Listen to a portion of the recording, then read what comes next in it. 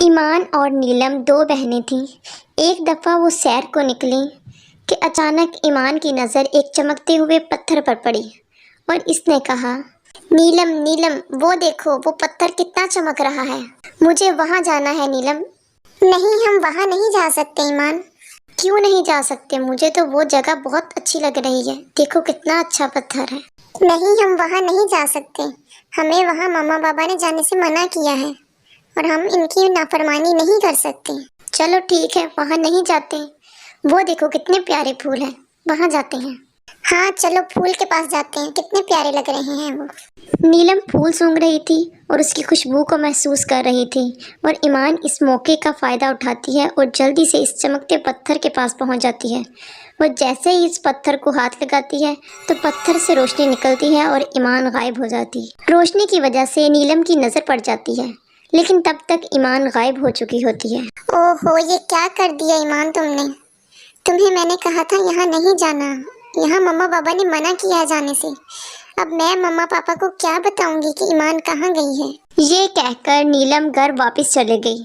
جب روشنی ختم ہو گئی تو ایمان حیران رہ گئی، کیونکہ وہ بہت عجیب جگہ پر تھی، وہاں اندھیرا ہی اندھیرا تھا۔ یہ میں کہاں آ گئی ہوں؟ یہاں تو بہت اندھیرا ہے۔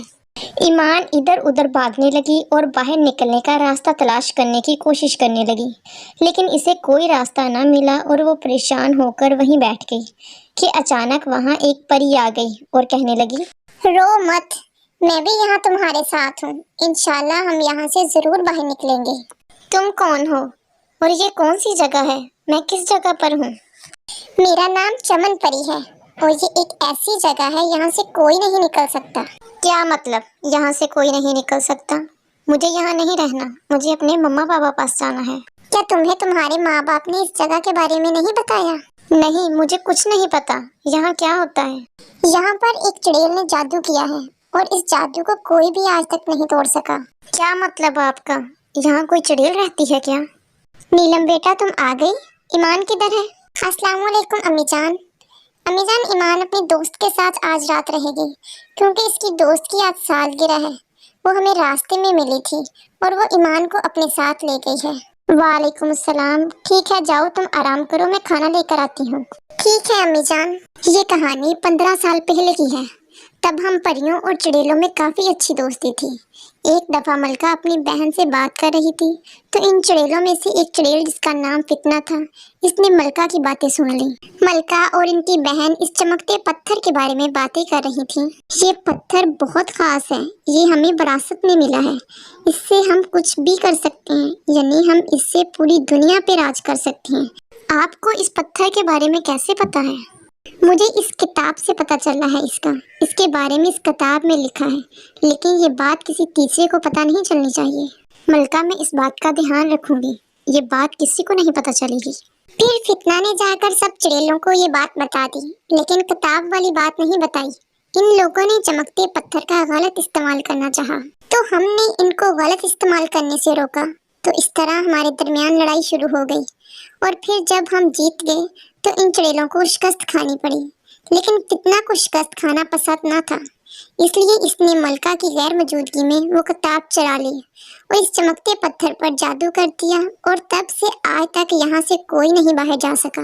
نیلم، اب تو ایمان کو آ جانا چاہیے تھا، آخر دوپہر ہو چکی ہے، بلکہ شام ہونے کو آئی ہے۔ کیا اس نے تمہیں بتایا ہے کہ وہ کب واپس آئے گی، یا تمہیں کچھ پتا ہے؟ وہ امی جان، مجھے آپ کو کچھ بات بتانی ہے۔ وہ کیا؟ میری طرف دیکھو، تمہاری لہجے سے مجھے پتا چل رہا ہے کہ تم مجھ سے کچھ چھپا رہی ہو۔ اسی طرح نیلم نے اپنی امی کو ساری بات بتا دی کہ وہ کس طرح اور کہاں گئی ہے۔ اے میرے خدا، وہاں سے تو آج تک کوئی واپس نہیں آیا، تو میری بیٹی کہاں سے آئے گی؟ کیسے آئے گی میری بیٹی واپس؟ ماما آپ کہیں نہیں جائیں گی، اب بابا کو بھی نہیں بتائیں گی، میں جاتی ہوں وہاں۔ چمن پری، ہم دونوں اگر اس جادو کو توڑ نہیں سکتی تو نیلم توڑ سکتی ہے۔ اس بک کو ڈھونڈ کر میں نیلم سے رابطہ کرنے کی کوشش کرتی ہوں۔ ہاں ٹھیک ہے، تم اپنی بہن سے رابطہ کرنے کی کوشش کرو۔ کیا ہوا ایمان، تم ٹھیک تو ہو؟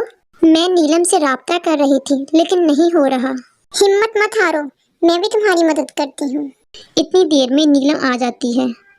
وہ جیسے ہی آتی ہے کہ اسے سگنل مل جاتا ہے، وہ کتاب ڈھونڈنے لگ جاتی ہے۔ بہت کوششوں کے بعد پھر اسے ایک بٹن دب جاتا ہے اور وہاں ایک غار آ جاتا ہے اور اس غار کے اندر جاتی ہے۔ وہاں فتنہ سوئی ہوتی ہے۔ ایمان کو سمجھ نہیں آتا کہ وہ کیا کرے۔ وہ خاموشی سے کتاب لے کر جادو کا اثر ختم کر دیتی ہے، پھر وہ دونوں آزاد ہو جاتی ہیں۔ چمن اور ایمان ایک دوسرے سے خوشی سے ملتی ہیں۔ وہ کتاب پھاڑ دیتی ہے اور اس کی وجہ سے فتنے کا بھی خاطر ہو جاتا ہے۔ اس سے ہمیں سبق ملتا ہے، ہمیں اپنے والدین کی نافرمانی نہیں کرنی چاہیے اور مشکل میں ہمت نہیں ہارنی چاہیے۔